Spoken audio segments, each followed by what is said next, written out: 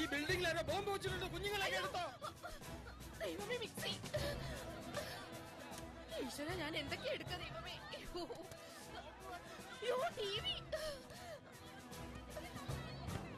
ചേട്ടാ ഇല്ല, ഇങ്ങ് വന്നേ.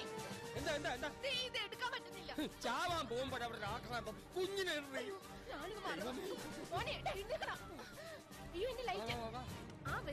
സംഭവം ഒരു കോമഡി സീനാണ്. കാണുമ്പോൾ നിങ്ങൾക്കൊക്കെ ചിരി വരാം. പക്ഷെ ഒരു പരിധിവരെ നിങ്ങളൊക്കെ ഈ ഒരു സിറ്റുവേഷനിലായിരിക്കാം. എടുത്താൽ പൊന്താത്ത പല ടോപ്പിക്കുകളും വളരെ കുറഞ്ഞ സമയത്തിൽ നിങ്ങളുടെ മുമ്പിലുണ്ട്. എൻ്റെ ഓർഗാനിക് കെമിസ്ട്രി, എൻ്റെ മാഗ്നറ്റിസം, എൻ്റെ കാൽക്കുലസ് എന്നൊക്കെ പറഞ്ഞ് നിങ്ങൾ ഒരു പരിധി വരെ തത്രപ്പാടിലായിരിക്കും ഏത് ടോപ്പിക്ക് പഠിക്കണം, ഏത് ടോപ്പിക്ക് പഠിക്കേണ്ടെന്ന് വിചാരിച്ചിട്ട്, അല്ലേ? അപ്പോൾ ഇനി നമ്മൾ അങ്ങോട്ട് മുമ്പോട്ട് വളരെ കുറഞ്ഞ ദിവസങ്ങളേ ഉള്ളൂ. നമുക്കറിയാം 10-20 ദിവസങ്ങൾ നമുക്ക് ബാക്കിയുള്ളൂ. ആ ദിവസങ്ങളിൽ നമ്മൾ എന്ത് പഠിക്കണം, എന്ത് പഠിക്കേണ്ട എന്നുള്ള കാര്യത്തിൽ നമ്മൾ വളരെ ക്ലിയർ ആയിട്ട് അറിഞ്ഞിരിക്കണം. ഇനിയുള്ള വളരെ കുറച്ച് ദിവസങ്ങളിൽ ഒരു പുതിയ ടോപ്പിക്ക് പഠിക്കുക എന്നുള്ളത്, അത് ഏത് ടോപ്പിക്കോ ആവട്ടെ, ഫിസിക്സോ കെമിസ്ട്രിയോ മാത്സോ ഏതോ ആവട്ടെ, പുതിയൊരു ടോപ്പിക്ക് പഠിക്കുക എന്നുള്ളത് ഒരു അടിപൊളി ഐഡിയ ആണോ? അല്ല എന്നാണ് എൻ്റെ അഭിപ്രായം. കാരണം വളരെ കുറച്ച് ദിവസങ്ങളെ നമ്മുടെ മുമ്പിലുള്ളൂ.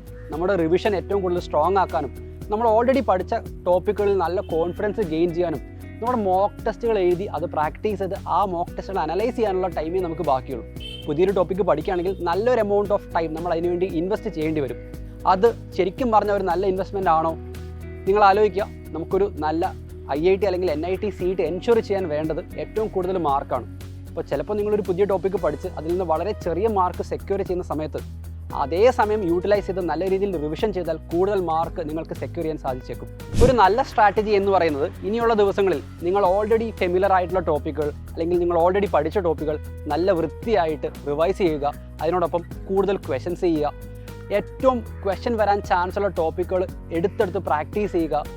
ഇക്വേഷൻസ് ഒക്കെ പ്രോപ്പറായിട്ട് റിവൈസ് ചെയ്യുക. ഇതൊക്കെയായിരിക്കും ഇനിയുള്ള 20 ദിവസങ്ങളിൽ നിങ്ങൾക്ക് ചെയ്യാൻ പറ്റുന്ന ഏറ്റവും നല്ല കാര്യം എന്ന് പറയുന്നത്. അതോടൊപ്പം തന്നെ മോക്ക് ടെസ്റ്റുകൾ എന്തായാലും മാൻഡേറ്ററി ആയിട്ട് അറ്റൻഡ് ചെയ്യുക. അതിൻ്റെ പ്രോപ്പർ അനാലിസിസ് നിങ്ങൾ നടത്തുക.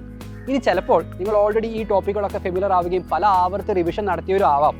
അങ്ങനെയാണെങ്കിൽ പുതിയൊരു ടോപ്പിക്ക് നിങ്ങൾക്ക് തുടങ്ങാം. പക്ഷെ അങ്ങനെ തുടങ്ങുമ്പോൾ നമുക്ക് ക്വസ്റ്റ്യൻ വരാൻ ഏറ്റവും കൂടുതൽ ചാൻസ് ഉള്ള ടോപ്പിക്കുകൾ മാത്രം സെലക്ട് ചെയ്ത് അതിന് പ്രയോറിറ്റി കൊടുത്ത് അത് പഠിക്കാൻ വേണ്ടി ശ്രദ്ധിക്കുക. അതാകുമ്പോൾ നമുക്ക് മാർക്ക് കൂടുതൽ കിട്ടാനുള്ള ചാൻസ് നമ്മൾ ഇൻക്രീസ് ചെയ്യുകയാണ് ചെയ്യുന്നത്. സോ ഇതാവട്ടെ നിങ്ങളുടെ മുമ്പോട്ടുള്ള ഇനിയുള്ള ദിവസങ്ങളിലെ സ്ട്രാറ്റജി എന്ന് പറയുന്നത്. Okay, all the best. By.